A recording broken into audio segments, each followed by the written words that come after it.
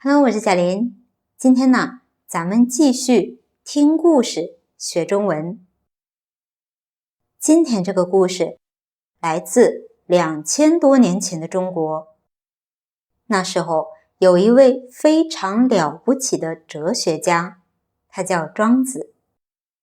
庄子最擅长的事情就是用一些又奇怪又好玩的故事来讲一些深刻的道理。今天我们要讲的就是他最有名的故事之一，叫做无用之树。这个故事可能会让你对自己、对生活都有一些新的想法，希望你能喜欢。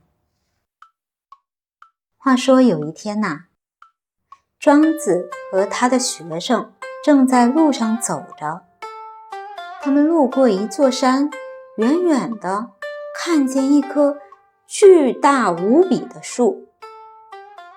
这棵树有多大呢？它的树干要好几十个人手拉手才能勉强抱住。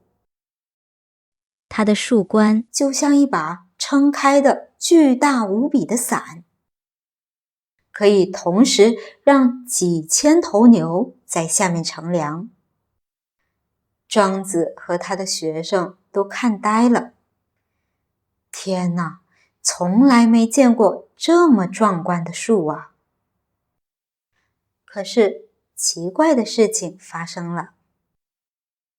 他们看到路边有很多木匠正在砍树做木材，但是没有一个人看这棵大树一眼，他们好像没看见一样。庄子的学生很好奇，就去问一个老木匠：“老师傅，请问一下，这么大一棵树，你们为什么不砍呢？”老木匠抬头看了这棵大树一眼，不屑地摇了摇头，说：“切，别提了，这树啊，中看不中用啊。它的树枝弯弯曲曲，做不成房梁。它的木头呢，又松又软，还有一股怪味儿，所以啊，也做不成家具。你把它砍下来啊，真是一点用都没有，就是一棵没用的废物树。”哦，原来是这样。听到这儿，庄子没有说话，只是微微一笑。到了晚上，庄子睡着了，做了一个奇怪的梦。在梦里啊，白天那棵巨大的废物树竟然开口说话了。他对庄子说：“你今天是不是听那个木匠说我没有用？我告诉你，我等这句话已经很久了。”庄子在梦里很好奇，就问他：“哦，为什么呢？”大树非常自豪地回答说：“你想想看，那些有用的树，它们的下场是什么？那些又直又高的，很快就被木匠看上，砍去做成房子，做成桌子。那些能结出好吃的水果的果树呢？人们为了得到果子，会粗暴地摇晃它的树枝，把它的树枝啊都给弄断了。它们呢，就是因为太有用了，生命才那么短暂，总是活在危险之中。而我呢，我就是因为没用，才没有任何人来打扰我，我才能安安静静的在这里啊长这么多年，长得这么巨大。对我自己来说啊，这种没用才是最大的有用啊！而且我为路过的人提供阴凉，让疲惫的旅人可以休息。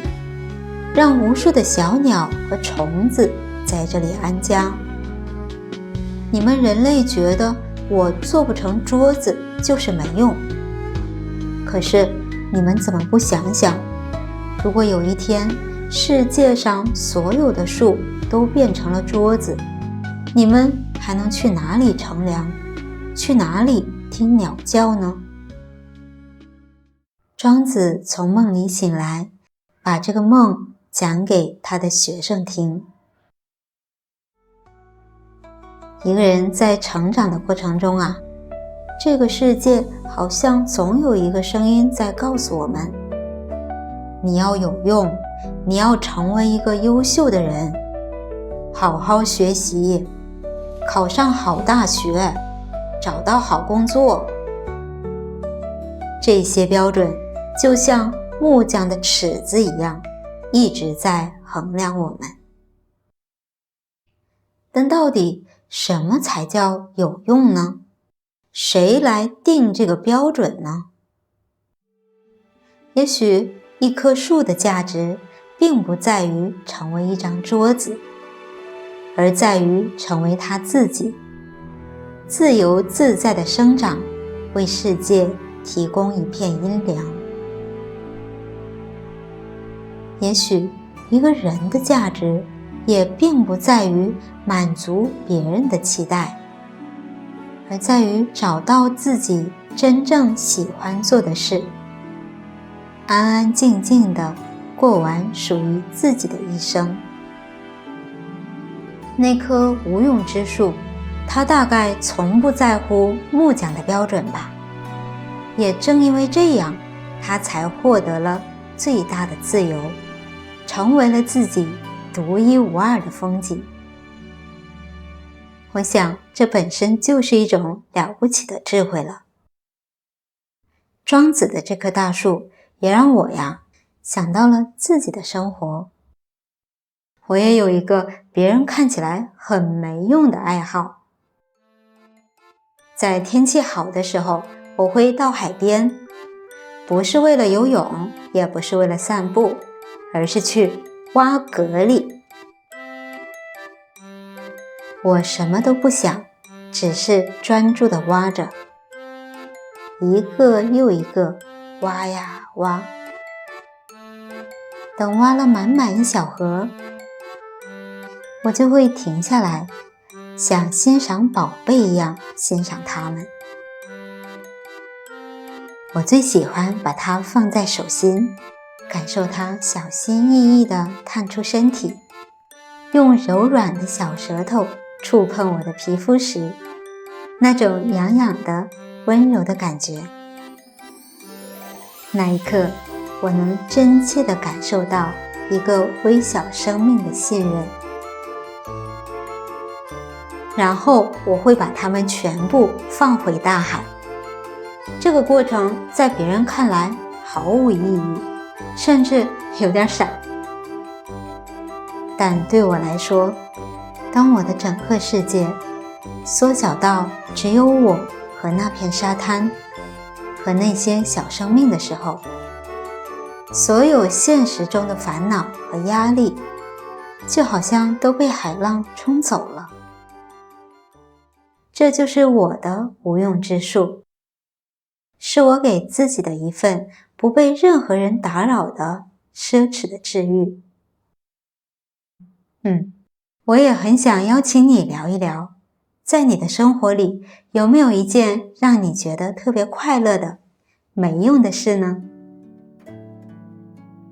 也许是戴上耳机，把一首你最喜欢的歌单曲循环一整个下午，也许只是舒舒服服地窝在沙发里，什么也不想，就安安静静地发呆。欢迎在留言区分享你那件闪闪发光的没用的小事吧。愿我们都能找到属于自己的那棵无用而自由的大树。我是小林，我们下个故事见，拜拜。